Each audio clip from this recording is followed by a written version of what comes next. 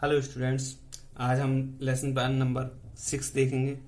और lesson plan में सबसे पहले हमें क्या करना होता है, डाटा एंट्री करनी होती है। जो ब्लैक बोर्ड एंट्री होती है वो क्या करनी है, डेट, सब्जेक्ट, सब सब्जेक्ट, कक्षा, क्लास और वर्ग, कालांश कितने समय, कौन सा पीरियड है और अवधि कितने मिनट का है। ये सारी डिटेल भरने के बाद हम देखते हैं कौन सा प्रकरण पढ़ाना है। प्रकरण हम कब निकालते हैं, जब हम इंट्रोडक्शन स्किल के बाद चौथा क्वेश्चन आता है, उसके बाद हम देखते हैं कौन सा हमें पढ़ाना है। इसके बाद हमने देखना है सामान्य उद्देश्य। सामान्य उद्देश्य मतलब जनरल ऑब्जेक्टिव्स क्या हैं।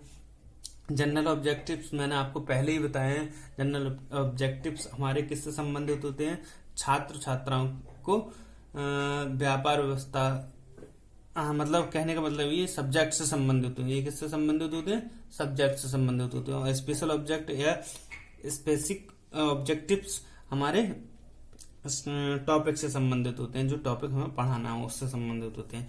तो हम पढ़ लेते हैं। मिनिमम 4 जनरल ऑब्जेक्टिव्स रखने हैं और स्पेसिफिक ऑब्जेक्टिव 3 रखने हैं मिनिमम। तो छात्र व छात्राओं को व्यापार व्यवस्था का ज्ञान प्राप्त कर सकेंगे। छात्र व छात्र व्यापार व्यवस्था का ज्ञान प्राप्त कर सकेंगे और वाणिज्य शिक्षा के द्वारा देश की आर्थिक विकास में उन्नति कर सकेंगे। छात्र छात्राएं वाणिज्य संबंधी सिद्धांतों को क्रियात्मक व व्यवहारिक ज्ञान प्राप्त कर सकेंगे और छात्रों के जीवन में वाणिज्य के प्रति यथार्थवादी दृष्टिकोण का विकास हो सकेगा। तो ये सारे हमारे सब्जेक्टिव हो गए। अब हमें क्या पढ़ाना है मैं आपको पहले बता दूं, क्योंकि हम वैसे तो हमें टॉपिक बैंक से पढ़ाना है, तो बैंक से संबंधित हम जो टॉपिक होंगे उसमें इसका प्रयोग करेंगे। स्पेसिफिक ऑब्जेक्टिव्स में विद्यार्थी बैंक के कार्यों से अवगत हो सकेंगे। विद्यार्थी बैंक में खाता खोलने की सामान्य प्रक्रिया का प्रत्यास्मरण कर सकेंगे। जानते हैं फिर भी थोड़ा और जान जाएंगे। विद्यार्थी भविष्य में स्वयं का खाता खुलवाने में समर्थ हो सकेंगे और कौशल विकसित कर सकेंगे। और विद्यार्थियों को बैंक के बारे में सामान्य जानकारी है। कक्षा उपयोगी जो भी सामग्री होगी वो इसमें हम यूज कर लेंगे। ठीक, 3 पॉइंट्स मैंने इसमें से लगा रखे हैं। हम क्या क्या यूज करेंगे वो उसी समय हमें पता चलेगा। क्लियर।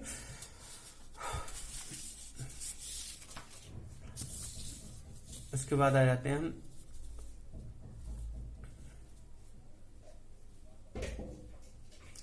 फर्स्ट इंट्रोडक्शन स्किल में देखेंगे। प्रस्तावना में हम देखेंगे 4 प्रश्न करने होते हैं, जिसमें से 3 प्रश्नों के उत्तर बच्चों को आने चाहिए, स्टूडेंट्स को आने चाहिए। क्योंकि आप पीपल टीचर हैं, आपको इस तरीके के प्रश्न बनाने हैं कि छात्र उन्हें आसानी से उनका आंसर कर सके। ठीक है, हम करते हैं प्रस्तावना, पूर्व ज्ञान, प्रत्यास्मरण। आप अपनी दैनिक वस्तुओं को किसके माध्यम से खरीदते हैं। हम जो दैनिक वस्तुएं हैं वो किसके माध्यम से खरीदते हैं, तो छात्र कहेंगे हम अपनी जो वस्तुएं, कोई भी वस्तुएं, हम जैसे हम कहें कि किताब किससे खरीद के लेकर आते हो, तो बच्चे कहेंगे पैसों से या रुपयों से। तो पैसे या रुपए कमाने के लिए आप क्या क्या करते हैं, या आपके पिताजी क्या करते हैं, तो छात्र कहेंगे हम व्यापार करते हैं पिताजी, या नौकरी करते हैं, या मजदूरी करते हैं। तो नौकरी, व्यापार, मजदूरी से जो भी बचता है वो पैसा हम कहाँ जमा करते हैं। छात्र कहेंगे कि हम वो अपने बैंक में भी जमा कर सकते हैं, अलमारी में भी सुरक्षित रख सकते हैं, घर में भी किसी स्थान पर रख सकते हैं। तो हमने अब बैंक को उठा लिया। बैंक से आप क्या समझते हैं, तो हम क्या करेंगे, अब जो प्रकरण आ जाएगा वो हम क्या करेंगे, बैंक। क्लियर, ऐसे हम बैंक को पढ़ाना है। उसके बाद हम आ जाते हैं कि इसमें क्या करना है हमें, तो कथन, उद्देश्य कथन बोलना है। नवीन ज्ञान का प्रस्तुतिकरण करते हुए आप पीपल टीचर हैं, आप बोलेंगे बैंक वह संस्था है जो साधारणतः रुपयों का लेन देन करती है। छात्रों, आज हम बैंक के बारे में विस्तार पूर्वक अध्ययन करेंगे। और ये छात्र से किस तरीके से सुनेंगे, ध्यानपूर्वक सुनेंगे। और ये हमारी कौन सी विधि है, कथन विधि। और ऊपर प्रश्न पूछे तो वो कहती है हमारी प्रश्नोत्तर विधि। अब बैंक का अर्थ पढ़ेंगे, पूरा ज्ञान का प्रत्यास्मरण पुराने ज्ञान से जोड़ेंगे। हमने चार्ट बना रखा है, इसमें चार्ट में बैंक है, पोस्ट ऑफिस है और प्रदर्शन करते हुए। चार्ट में आप किन दो संस्थाओं को देख रहे हैं, तो छात्र कहेंगे कि भाई हम बैंक को देख रहे हैं और पोस्ट ऑफिस को देख रहे हैं। व्यापारी धन का लेन देन किस संस्था से करता है, मुख्यतः किस संस्था से करता है, आजकल तो पोस्ट ऑफिस से भी करता है, तो आप कहेंगे बैंक से। तो बैंक को वाणिज्य भाषा में परिभाषित कीजिए, बैंक क्या क्या है। ठीक है, तो हम क्या करेंगे, छात्र वो उसके बारे में डिटेल से पढ़ेंगे। बैंक वह संस्था है जो व्यक्ति के धन को सुरक्षित रख के उस पर निश्चित दर व समय पर निश्चित ब्याज प्रदान करती है। ठीक है, और व्यक्ति को जरूरत पड़ने पर बैंक पैसा उधार करती है। और ये सारी प्रक्रिया बैंक में खाते के रूप में होती हैं, और मुख्यतया वैसे तो खाते कई टाइप्स के होते हैं, मुख्यतया बचत खाता, चालू खाता तथा सावधि जमा खाते के रूप में हम इसका लेन देन करते हैं। तो हमने इसके बारे में बताने के बाद हमने क्या करा, प्रदर्शन से बैंक के बारे में बता दिए, ये प्रश्नोत्तर विधि हो गई और छात्रों ने उनका आंसर दे दिया। फिर हम क्या देखेंगे कि छात्रों को ये चीज समझ में आई कि नहीं आई।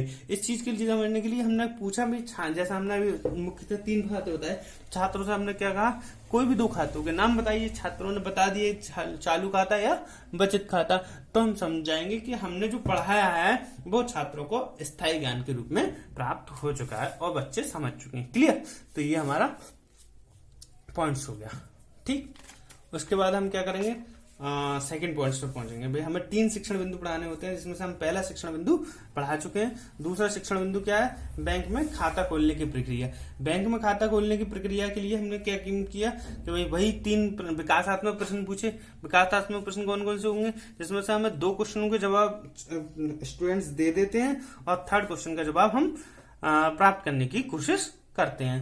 तो किसी भी एक बैंक का नाम बताओ जो आपके शहर में हो या आपके कस्बे में हो या आपके गांव में हो। तो मतलब जो भी होगा तो बच्चे बता देंगे, किसी गांव में ग्रामीण बैंक का नाम बता देंगे, और कस्बे वाले अधिकतर SBI का नाम बता सकते हैं, स्टेट बैंक का नाम बता सकते हैं, पंजाब नेशनल। तो हमने एक बैंक को ले लिया, हमने स्टेट बैंक ऑफ इंडिया। तो SBI या स्टेट बैंक ऑफ इंडिया में पैसे जमा करने के लिए क्या करना होगा, भाई हमें पैसा जमा करना है तो ऐसे लेके चले जाओगे तो पैसा जमा तो नहीं कर लेगी जब तक आपका खाता नहीं हुआ। तो बच्चे कहेंगे सर हमें खाता खोलना होगा। अब खाता खोलने के लिए हम क्या करेंगे, खाता खोलने की प्रक्रिया बताओ। छात्रों को इसका उत्तर स्पष्ट रूप से नहीं पता होगा, तो हमने सारी प्रक्रिया किसके माध्यम से की, प्रश्नोत्तर विधि के माध्यम से की। अब प्रश्नोत्तर विधि के माध्यम से जब ये प्रक्रिया कर ली तो हम क्या करेंगे, स्टूडेंट्स को बताएंगे कि देखो ये खाता खोलने का फॉर्म है। तो इसमें नाम, पिता का नाम, माता का नाम, व्यवसाय, डेट ऑफ बर्थ, और क्या व्यवसाय करते हो, कितने सालों से आप क्या हो, किसके लिए खाता खोल रहे हो, स्टूडेंट्स हो या किसान हो या व्यापारी हो या मजदूर हो, ये सारी डिटेल आपको फिल करनी होंगी। और इन फिल करने के बाद हमें क्या करना होगा, कोई भी एक विशेष पहचान पत्र जमा करना होगा। जो पहचान पत्र आपको कोई भी है, आज के डेट में आधार कार्ड है, पहचान पत्र है, पासपोर्ट है, जो भी आपको पहचान पत्र के रूप में आधार कार्ड, पहचान पत्र, वोटर ID और राशन कार्ड या इन चीजों को हम फॉर्म के साथ अटैच कर देंगे, स्वप्रमाणित कर देंगे।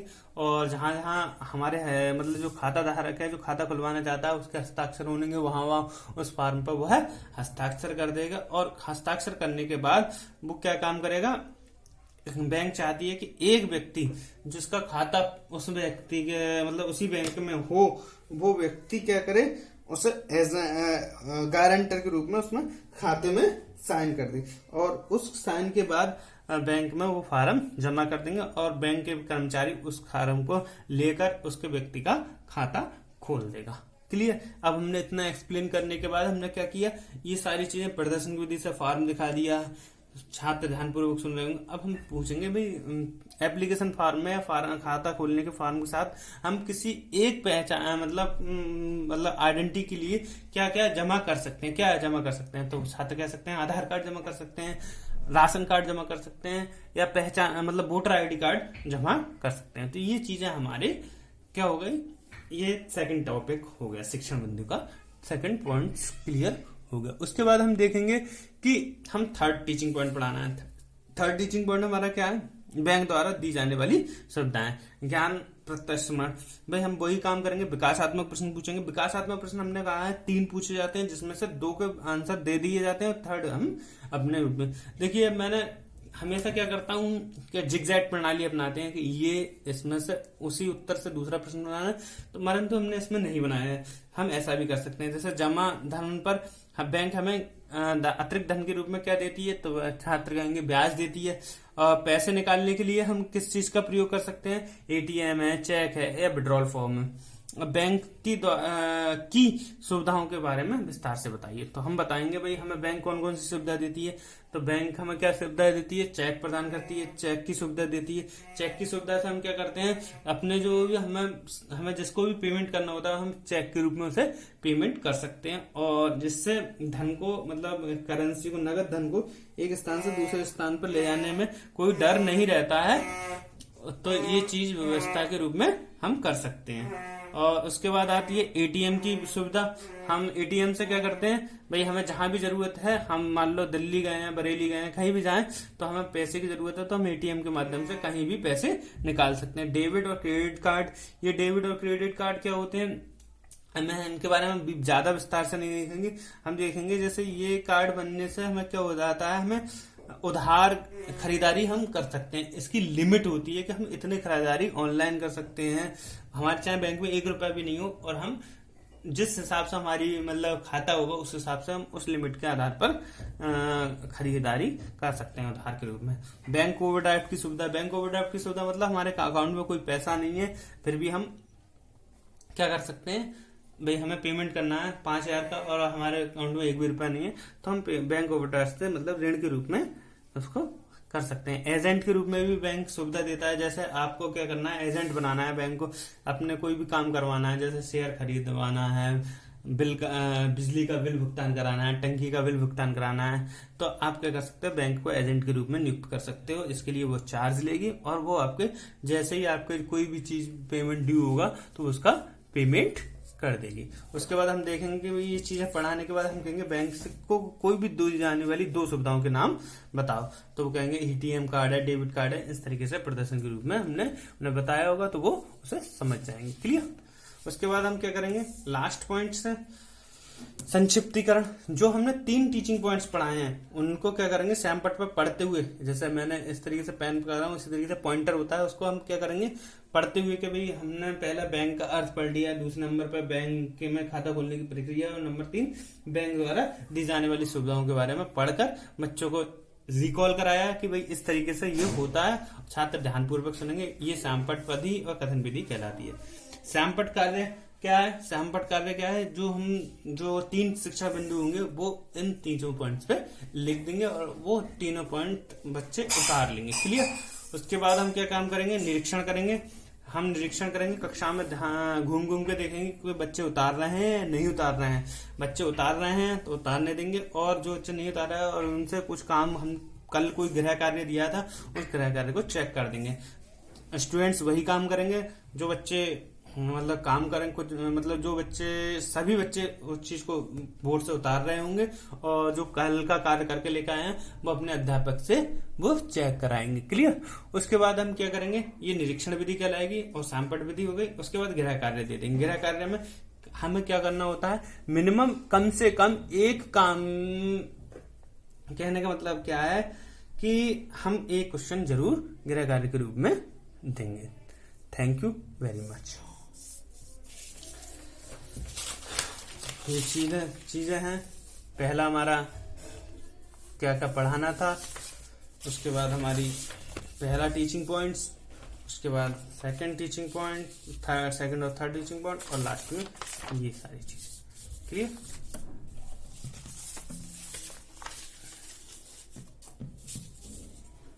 Thank you very much.